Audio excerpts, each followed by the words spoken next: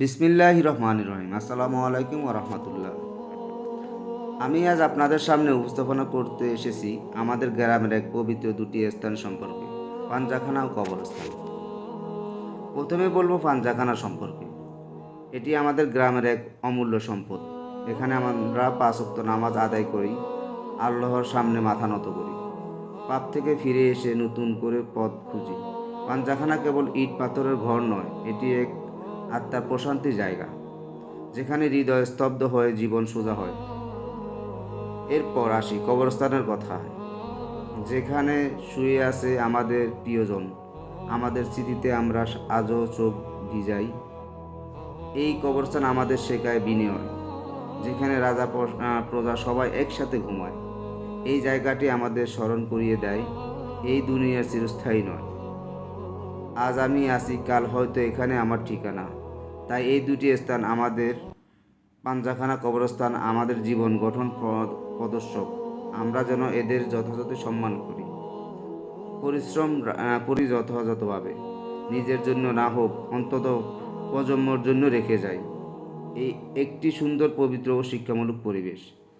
আল্লাহ আমাদের তাওফিক দান করুন, আমল করে যেন মৃত্যুর পর ভালো ঠিকানা পাই। আমিন। মানুষ, তোমরা কিসের অহংকার করো? শেষ ঠিকানা মাটির তলে।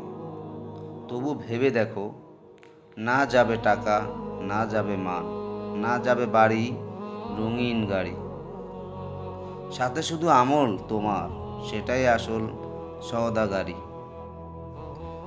যে দেহটা নিয়ে এত গর্ব একদিন হবে ধুলা, জীবনের শেষ চুপ সে যাবে সব দামি ধুলা। আজ যা কিছু আছে কাল সবই হবে শেষ, তাই অহংকার নাই ভাই, করো যাও ভালোবেস। আলহামদুলিল্লাহ, আমার এই ছোট্ট উপস্থাপনাটি যদি আপনাদের ভালো লেগে থাকে, তবে তা আল্লাহর রহমতে সম্ভব হয়েছে। আমি কৃতজ্ঞতা আপনাদের সবার প্রতি, যারা মনোযোগ দিয়ে শুনেছেন এবং আমাকে উৎসাহ দিয়েছেন। আমার এই প্রচেষ্টা ছিল শুধু আল্লাহর সৃষ্টির জন্য এবং আমাদের সবার জন্য একটুখানি জ্ঞান ও অনুবাদন বার্তা পৌঁছানোর চেষ্টা। ভুলভ্রান্তি হলে মাফ করবেন। আমাদের জন্য দোয়া চাই, যেন ভবিষ্যতে আরও ভালোভাবে আরও সত্য কথা তুলে ধরতে পারি। আল্লাহ আমাদের সবাইকে হেদায়েত দান করুক। আমিন। বিদায় নেওয়ার পরও আবারও বলে যেতে চাই, তুমি যতই বড় হও, কবর তোমার জন্য সম্মান।